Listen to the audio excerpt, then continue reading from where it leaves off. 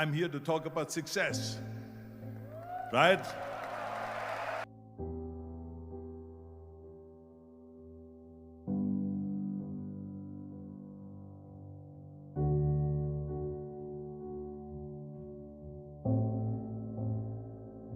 The first rule of success is to have a vision. You see, if you don't have a vision of where you go, and if you don't have a goal where you go, you drift around and you never end up anywhere. It's like you can have the best ship in the world, you can have the best airplane in the world. If the pilot or the captain doesn't know where to go, it would just drift around. It would not end up anywhere, or most likely in the wrong place. So I was very fortunate that I stumbled onto my vision. I mean, as you know, I was born in 1947 in Austria after the Second World War. And I didn't really like Austria when I grew up. I couldn't wait to get out of there. I couldn't see myself becoming a farmer or a worker in a factory or anything like that. Even though my parents wanted me to stay there and have a normal life. My father wanted me to become a police officer like he was. My mother wanted me just to stay there and marry a girl with the name of Heidi, hopefully, and have a bunch of kids and run around like the Van Trapp family in The Sound of Music. But that was their vision, not mine. My vision was totally different. I felt that I was born for something special, for something unique, for something big. You know how great it felt that I knew where I was going? Imagine the majority of people don't know where they're going. When you have a goal, when you have a vision, everything becomes easy. Because remember that in America, for instance, when you study, you will see the percentage of people that like their jobs. 74% hate their job in America. Now, there is not much different when you come to Europe. The majority of people don't like what they're doing because they're really not doing it because they didn't have a goal and they followed this goal. They just aimlessly drift around, and then all of a sudden there's a job opening, so they get that job because you have to work. But then when you work, it's a chore. It's work. It's not fun. So if you think about, only a quarter of the people really enjoy what they're doing in life. That is unbelievable if you think about it. So I felt so blessed that I knew what I was doing. It's like a medical student that studies and knows he wants to become a doctor. You know where to go. So I knew where to go. So people always ask me, when they saw me in the gym in the pumping iron days, they say, why is it that you're working out so hard? 5 hours a day, 6 hours a day, and you have always a smile on your face. The others are working out just as hard as you do, and they look sour in the face. Why is that? And I told people all the time, I said, because to me, I'm shooting for a goal. In front of me is the Mr. Universe title. So every rep that I do gets me closer to accomplishing that goal, to make this goal, this vision turn into reality. Every single set that I do, every repetition, every weight that I lift will get me a step closer to turn this goal into reality. So I couldn't wait to do another 500-pound squat. I couldn't wait to do another 500-pound bench press. I couldn't wait to do another 2,000 reps of sit-ups. I couldn't wait for the next exercise, for the next half hour of posing and all the kind of things that you have to do to be a champion. And with the age of 20, I went to London and I won the Mr. Universe contest as the youngest Mr. Universe ever. And it was because I had a goal. So let me tell you something, visualizing a goal and going after it makes it fun. You got to have a purpose no matter what you do in life. You got to have a purpose. So that's rule number one, have a vision. Rule number two is, don't listen to the naysayers. Don't listen to the naysayers.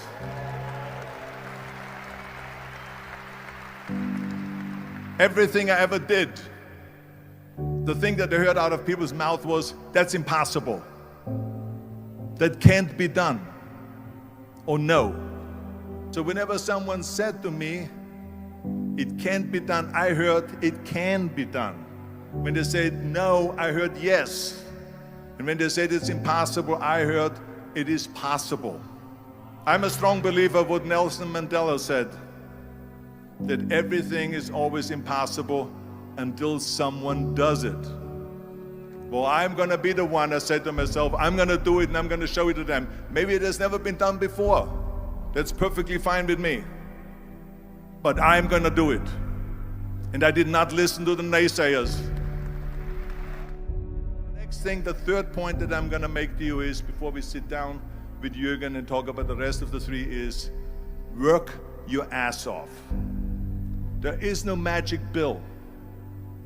There is no magic out there.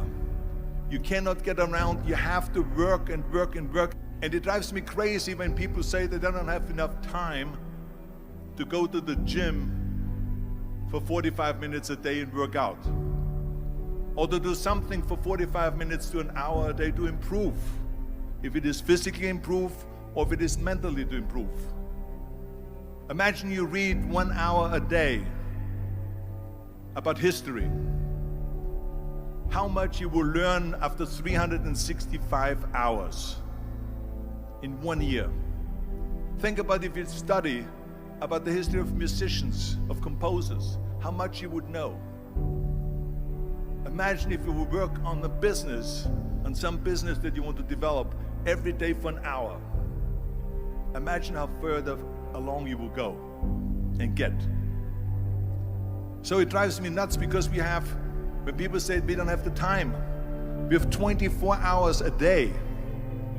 We sleep 6 hours a day, so that gives you still 18 hours. And there's someone shaking their head out here in front. They say probably, I don't sleep 6 hours, I sleep 8 hours, right? Or just sleep faster.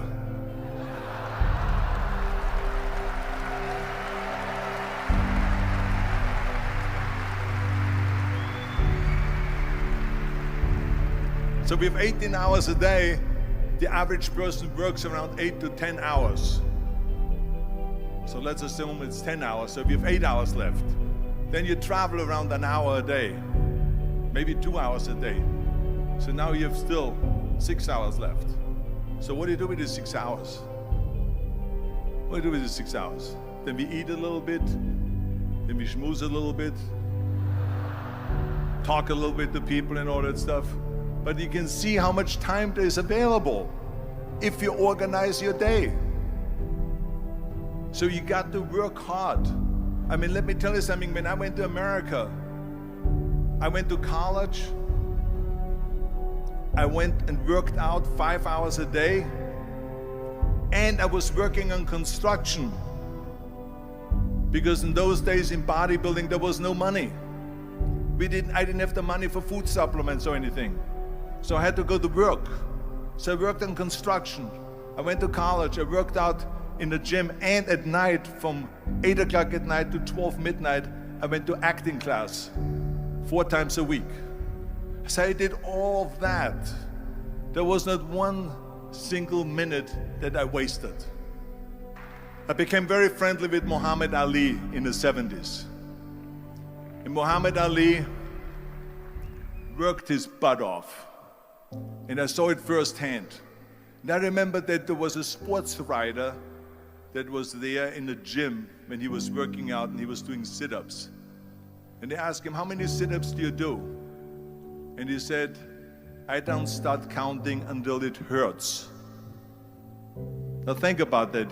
He doesn't start counting his sit-ups until he feels pain. That's when he starts counting. That is working hard. And so you can't get around the hard work. It doesn't matter who it is. As a matter of fact, I believe what Ted Turner said, work like hell and advertise.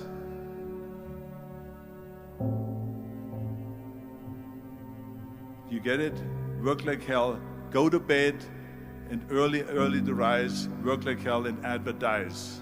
So you work your ass off, and then you let the world know about your work. That's what it is all about. Let people know. If you have a company, if you have a movie, if you do a sports, work your ass off, but then advertise and let everyone know. I hate Plan B. And I tell you why. Because we have so many doubters, as I've said earlier, the no-sayers. We have so many of those people that say no, and you can't do it, and it's impossible. That is okay, because we just turn off, as I said earlier, and we listen and we hear the no being a yes. You can't do it, you can do it, and all of that. So that is possible to do that amongst all the negative people around you. But when you start doubting yourself, that's very dangerous. Because now what you're basically saying is that if my plan doesn't work, I have a fallback plan, I have a plan B. And that means that you start thinking about plan B, and every thought that you put into plan B, you're taking away now that thought and that energy from plan A.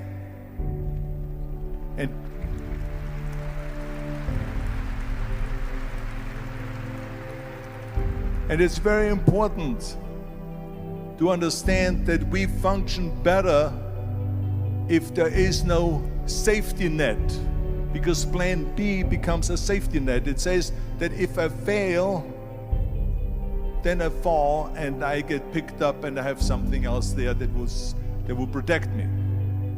And that's not good, because people perform better when there's no safety net.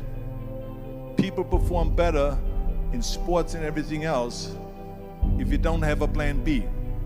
To me, it is very dangerous to have a plan B, because you're cutting yourself off from the chance of really succeeding. And the reason, one of the main reasons why people want to have a plan B is because they are worried about failing. What is if I fail, then I don't have anything else? Well, let me tell you something. Don't be afraid of failing, because there's nothing wrong with failing. You have to fail in order to climb that ladder. There's no one that doesn't fail. We all fail. It's okay.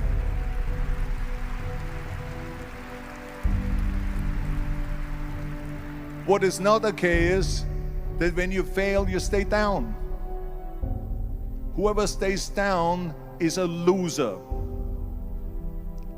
And winners will fail and get up, fail and get up, fail and get up. You always get up. That is a winner. That is a winner. Hey, we all lose.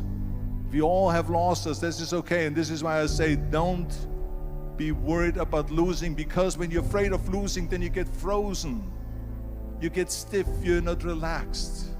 You got to be, in order to perform well in anything, if it's in boxing or if it is on your job or with your thinking, is only happening when you relax.